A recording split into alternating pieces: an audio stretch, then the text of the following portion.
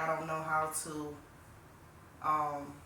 I don't know, like, I don't know how to break it up and really focus on what I'm supposed to be doing. Because I get too caught up in trying to make everything perfect. I understand that. And if I can just share with you as you look for the picture, I had to learn how to compartmentalize, because as you're also dealing with clients, you're also dealing with people, you're dealing with family, you're dealing with phone calls, you're dealing with personal, the PPPs, right? People, places, and purposes. And I think compartmentalizing is important. Documenting, putting things on paper. I encourage you to make sure you write it down. I had to learn that. The more I write down, you met my executive.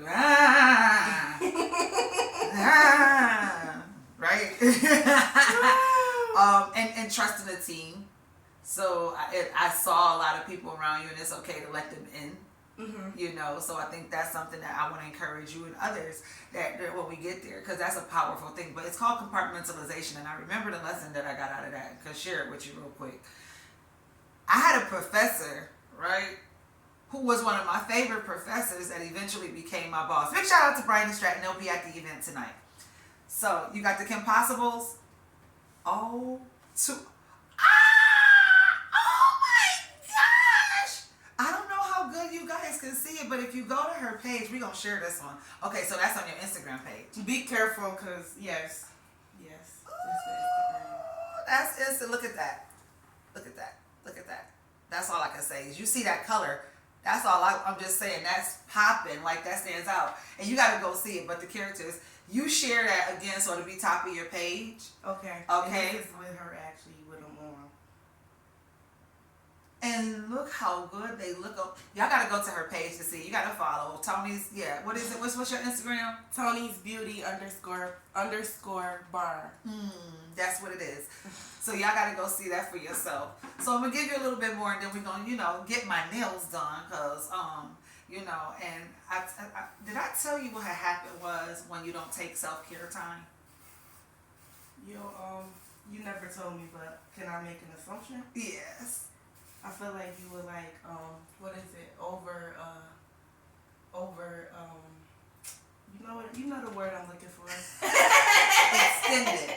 We'll say overextended, right? Yeah, like if something gets too hot and it blows up. Yeah. That's what I feel like what happened to you if you don't take no self-care. Like, you're going to get so overwhelmed and you're going to eventually blow up. Excuse me, I left my phone at somebody's house. Okay, so it's okay. I think he might be outside. Okay. Hello? Yeah, I'm in my barn. How did she know that? Like, solar? I don't even know what to say or to do about that. Oh my gosh, it was really I mean, you could come drop it off. This is so that part. The other part is, oh my gosh, quit playing. She better get it. 3 cream and 5 sugars. Oh, she supposed to be lit. Yes, please. Oh, she supposed to be on. You try to act up on this phone while I got a client. No. Now, I don't know who that is on the other end, but whoever, it got her smiling. And I don't even know if they know she's doing an interview, but I'm loving this because what y'all He don't know I'm doing the interview. Okay. Okay. I want a coffee. I don't get no coffee. Dang nabbit. I want a small black coffee. You got me interrupted, but he probably gone. Yeah, I bet he is. Dang nabbit, I'm drinking half of yours. I'm going to be half lit. Definitely. We can split it. Oh my goodness. Listen. I definitely commend you. We were talking about compartmentalizing, but that's what that looks like. I couldn't ask for a better moment. I think that's why I didn't cut to break or anything like that, because compartmentalizing looks like being able to have someone in your corner that you can say, hey, this is how I like my coffee. Eventually, they know how to order your coffee for you.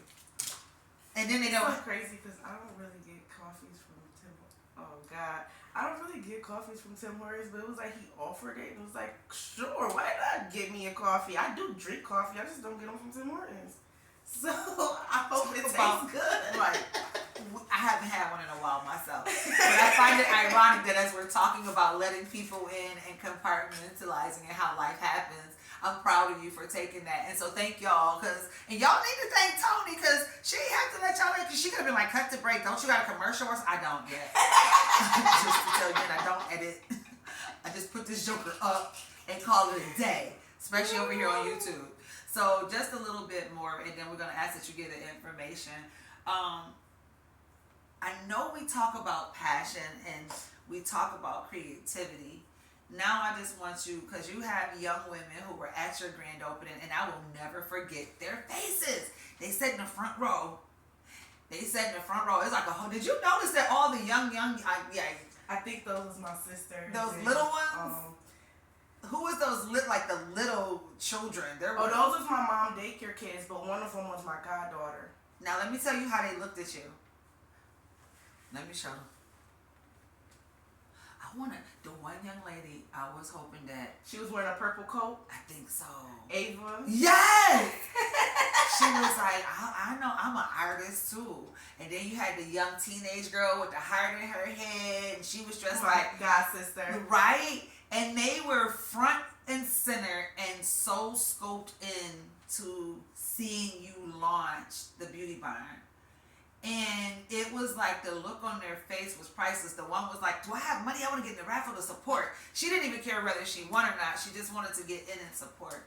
And then you had the one young lady who was like, I won, It was so many different dynamics. But what I got out of that is that, do you see what they see in you? No. Isn't that hard? For someone to look up to you like... Because when I be seeing them, like, I think that they only be looking at me like that because they be shocked on how I more, like, look. Because I come out, I don't dress like that on the norm. Mm-hmm. So when they see me with some heels, they see me with my hair done and not no little beanie on top of my head, it's like I would have had a beanie on now. But I knew we was doing this interview, and I'm like, let me make sure. I wore the beanie for you, okay? I'm out the house in this. I usually don't come out the house in nothing on my head unless it's a wrap. But I'm going, And that's a little, you got a little. Oh, I don't have a choice. I'm branded today. Yes. So we doing this. I wanted to make sure that I represent you, and we do this together. So. Yes. So I don't know. I be thinking that they be more like shocked on how I be looking than really what's really going on. Mm-hmm. And that's where I got from like the little ones, because they so used to me seeing me tacky with some sweatpants on, a shirt with probably some holes in the back, and that's how I literally walk around every day. Like, I go to work like that. I don't be caring about nothing. The only time I actually dress up is if it's something important that I need to dress up, or if I'm going out or something like that with some friends. But for the most part, I don't get dressed. I throw on some sweatpants and a t-shirt and call it a day. Well, listen, I'm glad that we had this moment together because I want to encourage you. And I gave you my book, so I want you to make sure you have some time. It's sitting right on my couch because I keep saying I'm gonna pick it up one of these days. I'm gonna pick it up. So your solar moment, after hearing all of these beautiful things, and then after we do this, I want you to make sure you give them all of the information. I understand what you just said, but as your big sister, I'm going to tell you a testimony, and then I'm going to encourage you to do something. When you read my book, you'll understand that I used to be right there. You couldn't pay me if I didn't have to, if it wasn't work. And I never wore sweats or sneakers, but it was something about like, just whatever, right? It was a whatever factor. Because once again, I told you earlier, I get anxiety going to a store. I get anxiety going to a mall. I have to go, like grocery shopping is my happy place. But then I realized something about the level of people it personally attracted. Mm-hmm.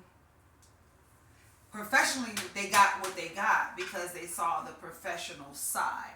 But personally, I struggle with the I don't give a damn syndrome. And sometimes that's what I had in my life or in my space, right? The more I cleared out that space, the more I cared about how I looked, my house, my da da da da da da da da da da da, right? But that also comes with what's in the book, so I ain't gonna tell too much, right? I had to heal from some things. I had to get over some things, go through some things. I may not always get up and do a beat face anymore. Well, let's just say I never did that, but I'm just saying that's not what I do. Mm-hmm. But I found that getting up, taking time, and putting that in on me is very healing. What I saw those young women seeing you is not the fact that you were dressed up only, but they saw your transformation